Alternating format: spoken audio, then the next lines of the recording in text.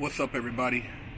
Big Herc 916, and you tune in to another edition of my vlog. I want to say thank you for subscribing, for supporting the channel. I appreciate all your comments. You know I'm all about that positivity and that motivation, and I try to keep you guys laced up. And I want to talk about staring down the barrel of a gun. You know, a lot of people talk a lot of high-powered stuff out there on social media, and they act like it's a badge of honor to have a gun pointed at them, or to have been shot, or just, you know, been in the mix at some level dealing with, you know, that type of situation. Well, I'm here to tell you, man, that I'm very blessed to be here talking with you and not be 6 feet under for having made the wrong choice or been in the wrong place at the wrong time.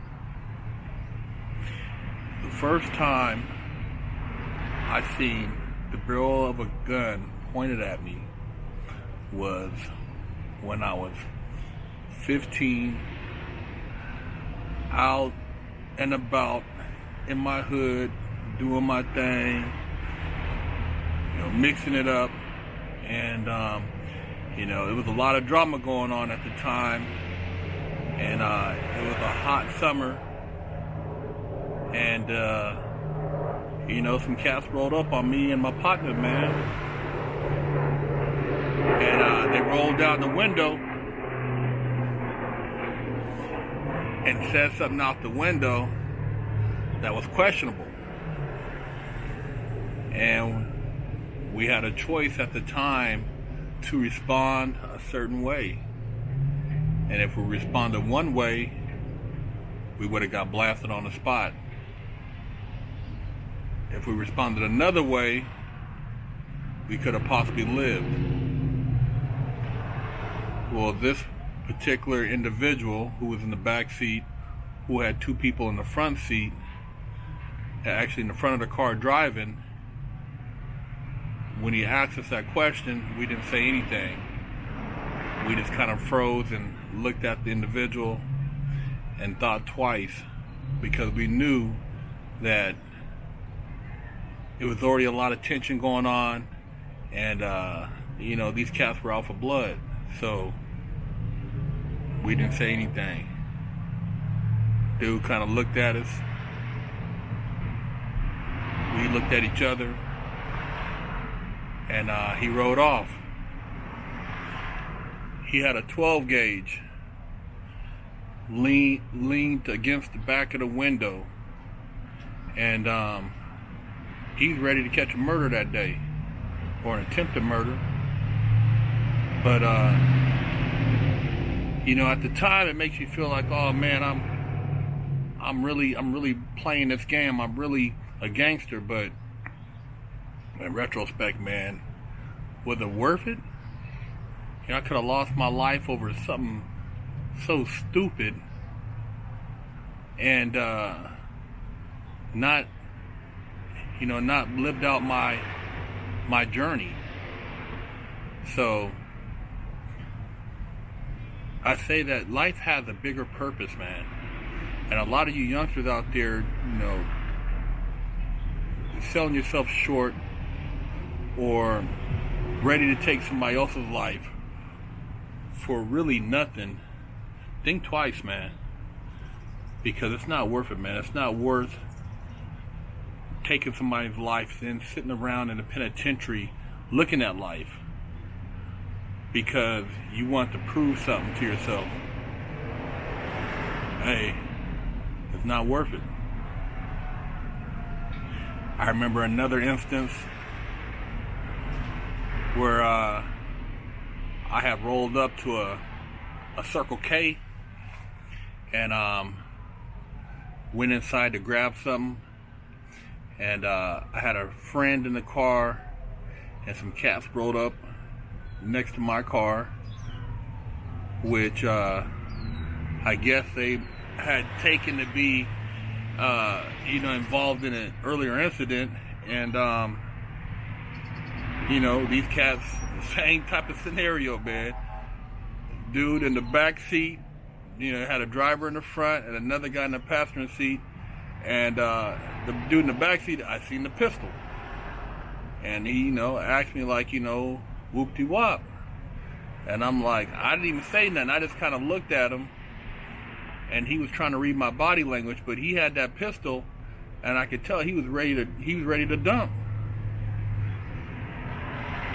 And we had probably a 30-second moment there where we just looked at each other.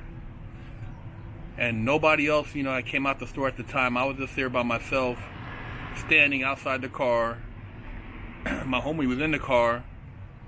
And so I had to make a choice, man. And I just, like I said, I didn't say shit. I knew if I would have said the wrong thing, it had been a wrap. And so dude kind of looked and said something to the driver, and they rolled off. But that was the second time I seen the barrel of a gun, man, pointed at me, ready to take my life. I was 18 at the time. Right after that, another incident kicked off. You know, it was a big melee, man, at a movie premiere, and we got into it with some cats, and you know, on the way out of the movie theater, dude, you know, sucker punched me, ran to his car. I followed him, ran after him, and he went into the car so quick and grabbed a strap, and I seen it, so I froze. I was probably maybe 15, 20 feet away from him, and I wasn't strapped, and he was like, "What's happening now?" I'm like, "Oh, you know, it's like that. You know, I thought we was gonna chunk him, catch a fade." He's like, "Yeah, what's happening now?" And this time, he actually, you know, the gun was actually discharged. He fired that thing at me, man. I hit the ground so fast, I thought I was hit. And I could hear the bullets flying over my head. You know, there was a bunch of other stuff that happened in the background, but luckily I survived that. And I got up out of there. But you know, the individual, I think they got caught up, from what I understand. So it ain't like I'm talking about something that wasn't already documented. But yeah, man, you know, that night I had a close brush with death, and even that didn't really fade me to the degree it should have, as far as wake me up. I was still, you know, that nig, you know what I mean? I was ready to put in work. But you know, I'm not telling these stories to brag. I'm saying that people think this game's a joke. A lot of youngsters, you clown, you say stuff. Y'all don't know the half of it, man. And when you're young, you can do a lot of things and think that you're invincible. But when you get older and you start putting things in perspective, you realize that life has a bigger purpose. I was 18 at that time. Right after that, got into it at a club. 18 still. You know, some cats, we got into it, put hands on some cats, man, and they called for backup. We go to leave the club. They barricaded us in the club. There's probably about 20 to 30 goons outside. You know, I'm like, what's happening, you know? And I'm thinking we're going to be able to make our way up out of there. But these cats is, they mad because their homies got faded. And, you know, I seen a dude pulled out a shotgun, another dude pulled out looked like a 4.5, and, they was gonna storm the club. The owner of the club, he was even like, you know, he couldn't stop him. And, luckily we got up out of that situation. But yeah, man, you know, that's what 1, 2, 3, 4 times between the age of 15 and 18 I've seen a barrel of a gun. Now that's not normal for a teenager to go through and see all that stuff, man. That's not something I would recommend.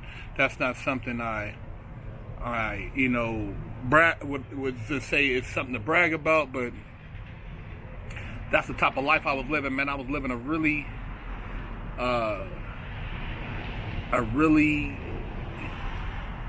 just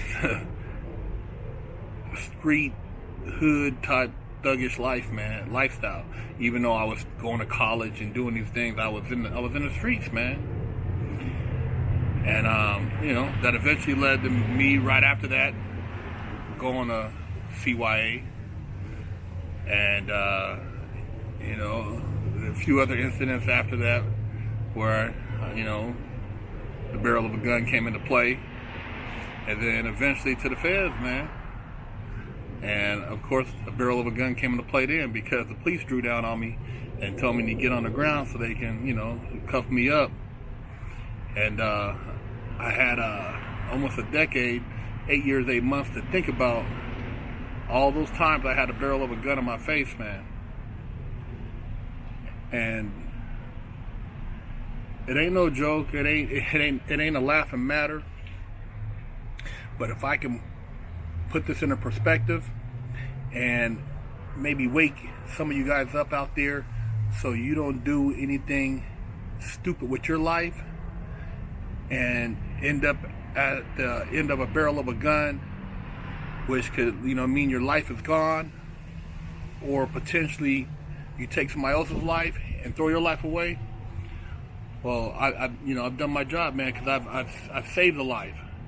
And I feel like, you know, that's my purpose is greater than glamorizing or, you know, bragging about stuff. You know, it's not about that. It's about making you think, creating awareness, you know, sharing conversation.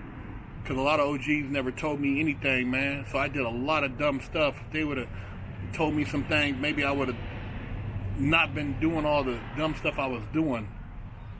You know, people always say, oh, you can't tell these youngsters nothing. Well, I know when I put these videos out, I get a lot of youngsters responding, and it helps them get through the day or get through the week, and some, it changes their lives.